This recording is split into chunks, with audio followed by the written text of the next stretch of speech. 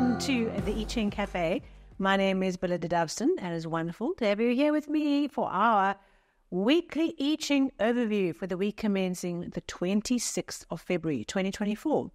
That means that we are touching into March this week, and we are wrapping up February, getting ready for the March overview. What are we being asked to pay attention to next month? Keep tuned because it's coming soon. All right, so last week we had Hexagram 58, joy, expression, sharing, communicating, collaborating with others, expressing and opening up. This changing line asking us to think about where we are stuck between the higher pleasure and the lower pleasure, taking the path of the higher, and the return of Hexagram 60, limitation, asking us to think inside the box, playing inside the sandpit within good boundaries with others, good boundaries in ourselves, preventing the overflow and overwhelm.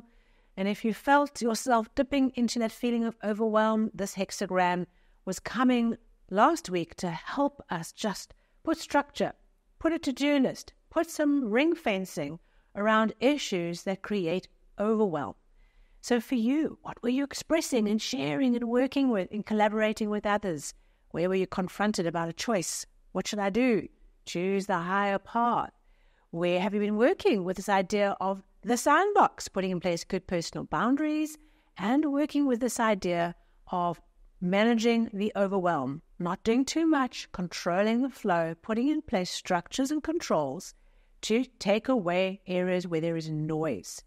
And where we put in discipline, where we put in penalties, where we put in boundaries, where we draw lines, that's all part of Hexagram 60's energy. So there was something that came up for you. Please do share that in a comment. Always lovely to hear your comments. All right, so this week we're rounding up February. We had an interesting monthly overview of decrease and limitation, this theme from last week repeated as the whole month. And we are working with this week. So what is this week's main energy that we are paying attention to?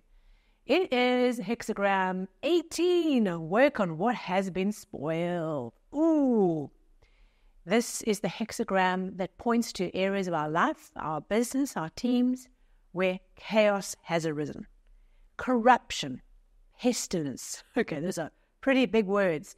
Where chaos has manifested and been allowed to take root because either we haven't put in the effort, we've ignored that, we've been focusing on other areas, or perhaps it just hasn't been important, or somebody else has created this chaos in our garden. So we're gardening this week. We're getting out the gloves, the pruning shears, the shovel, okay, and we are doing the hard work of pulling out all those weeds because we are all facing some area this week where we have let the weeds take over. And we're not going to get into a conversation about how do you know a weed is a weed, okay? We're talking about the old classical definition of a weed. We want a nice cultivated garden, okay, pristine and organized, okay? Like life, we work towards pristine organization. And here come the weeds, whatever the weeds mean for you. I'm already thinking, in my life for the week to come, what are some of the things that are on the dashboard? And it's always amazing to me that how often what is naturally happening in our flow of life mirrors the I Ching. Sometimes we have to really lean into working with the hexagrams as they come up because there's learning to come out. But sometimes you just realize you're in flow because things that are on your dashboard are what the hexagram is all about. So I'm already aware, okay, I'm going to the physio this week for the first time to work on an injury, okay. That is part of my repairing, working on what has been spoiled, okay? And I've left it. Now I'm seeking some competent help. I'm thinking about financial year ends coming up this week. All the work that's required to get all the paperwork and the tax documentation in order to be able to meet all the statutory requirements of the week ahead. Lots of weeds, okay? So we all face this. Have a look in your life. Have a look at where there is chaos, where there is work required to get the house in order. Where is there disarray, lack of order, lack of, just chaos, right? It might be something really, really simple, like for me, just sorting out my foot, okay, but it might be a bigger issue of where there's a big life issue for you that has been neglected. And this is the week where the I Ching says that's where the focus needs to be. It's almost like, our life brings that mirror up to us. We don't have to go and hunt down where is the corruption and the pestilence. We don't hunt it down. If we just stay open to it, whoa, up it comes. And you think to yourself, yep, there is the garden needing the weeding, the de-weeding, and let me put my effort in. So it's not necessarily pleasant. When you face a garden that's full of weeds, your first reaction is just total overwhelm. It's just, your eye just takes in all the stuff that needs to get done, But if you have a plan, if we have a list, we have priorities, we break down the task into logical pieces, right? Think about our monthly overview, right? Decrease and limitation. Those two energies are with us, right? Think about breaking the task up into logical chunks, approaching the garden in a systematic, grid-like fashion, priority areas, or areas where you'll see a massive gain quickly. Get going with those areas quickly because you'll feel suddenly that there's a huge shift that's taken place, as opposed to focusing on one little area which solves something but doesn't appear so quickly to be moving. So it's about how we strategize the garden. We look at it and we say, how are we going to make this get organized, get the weeds out? So we have 3 changing lines this week. That means lots of weeding, lots of intensity, lots of changes, lots of facets to this weeding process that we are undertaking this week. And they're in the 3rd, 4th, and 6th position. In the 3rd position, 3rd and 4th line both talk about corruption from authority, from leadership and authority and power. Corruption that has resulted from misuse of power, misuse of authority. In changing line 3, there's something we need to tackle, and we might tackle it with so much vigorous energy. Like we get out the starting gate of the week and we're like, I'm going to weed. And we go a little too far, right? A little too vigorous, a little bit too over-enthusiastic to get all the weeds out.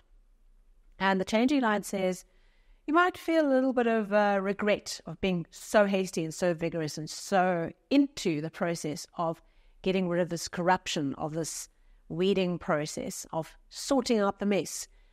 But too much vigor is better than too little. So with this changing line, just be aware there might be a little bit too much hardcoreness coming into the week to sort out the mess. Look at your own energy of where you are. Like, just sort out. Maybe temper that back a bit, but don't do that too far that you don't have that vigorous energy, because there is something here that needs to be resolved. It's about not overdoing it, but if we do overdo it, just be at peace, because overdoing it is better than underdoing it. And so that's how we start off the week. In the 4th position, that changing line says, once again, corruption from authority. There's an old issue sitting here that we have not dealt with. We've been too weak-handed with how we've worked with this old issue. We've just let it sit. We haven't dealt with it. We've avoided it, whatever our procrastination reason might be, and it brings us humiliation. So line 4, vigorous action. There's an opportunity to get rid of something from the past, but if we are not tackling it with the vigor from the previous line, humiliation ensues. We will most certainly regret and feel the pain of not dealing with this thing. So it's an old issue. It might be recent past, but it's a historic thing that's sitting there that has been allowed to sit, it's been allowed to be accepted, and has not been addressed, and that causes problems if we don't deal with it. 6th position. This is the line of the sage, the top line culminating the sage who leaves the world behind and doesn't get involved in the mundane affairs of state and just keeps to themselves. And what this changing line says is that there might be a whole lot of political chaos, and crisis around us. Our task is to not get sucked into it, but is to rise above it and focus on the highest values of humanity in the situation, of being humble and showing up for people and being present for people and focusing on giving power to the virtues of the people around us.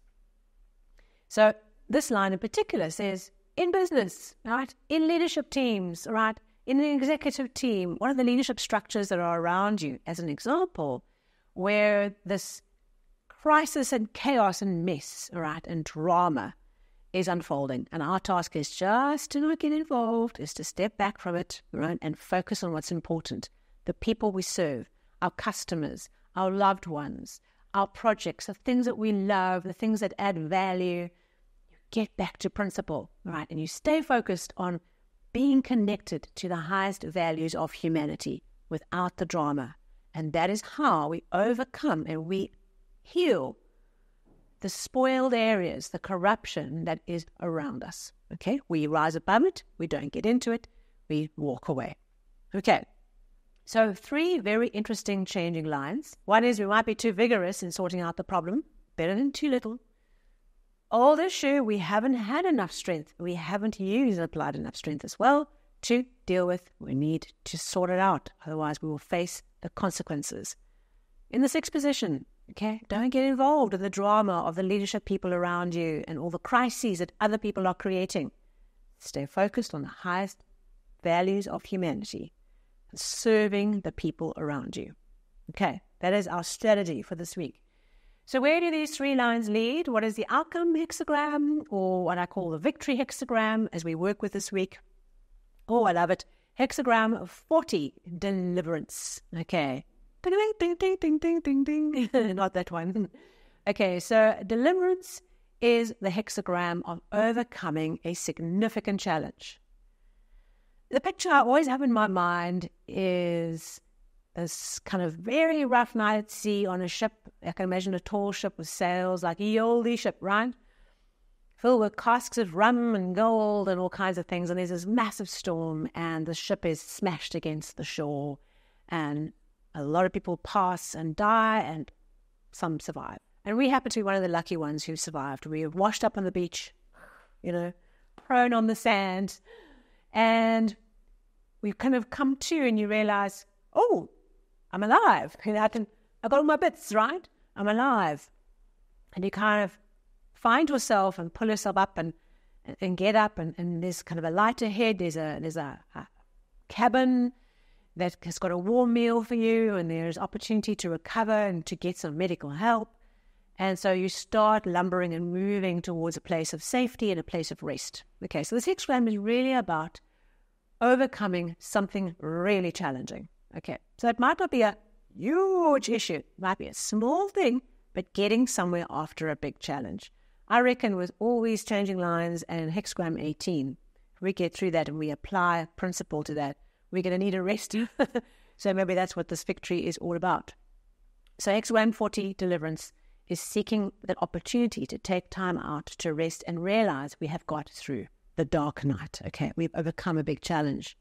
Now, if you have somewhere that you need to go, if you've got a focus, a vision, a next step in your plan, and you have got a mission that you are here to fulfill, get going with your plan. Okay, take the next step. Don't rush. Give yourself time to get used to the new phase of life, get your sea legs back to land legs. But if you don't have any clear direction next, right, allow yourself time to rest. Allow yourself time to recover from the ordeal, from the challenge that you have come through. Now, this challenge might not be something in the week. It might be a bigger process where the deliverance becomes conscious to you this week. Okay, just work with it in as many different ways as you can. So, a very interesting week where we are really challenged to sort ourselves out is to get the house in order. All right, turn the chaos into order. Don't make friends with the chaos, okay? Nature is a demonstration of perfect order. A leaf is a beautiful, perfect structure. The bird's wing is a beautiful, perfect structure, okay? It's not chaotic, and we just love to embrace chaos. I feel free. Right? I don't need structure. I don't need discipline. I don't need rules of boundaries. I'm free. Okay, that can often mean your story you're telling yourself to accept the chaos that you're either accepting in your life or that you are creating for yourself and others. Let's be orderly. Okay. So, good luck for the week. Happy gardening, right?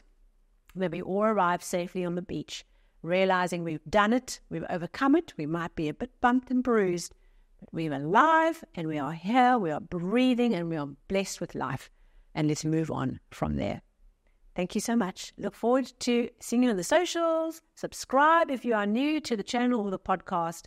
Hit a thumbs up or a like if this was meaningful to you, and I'll catch you very soon for our monthly March overview. What is awaiting us in the month to come?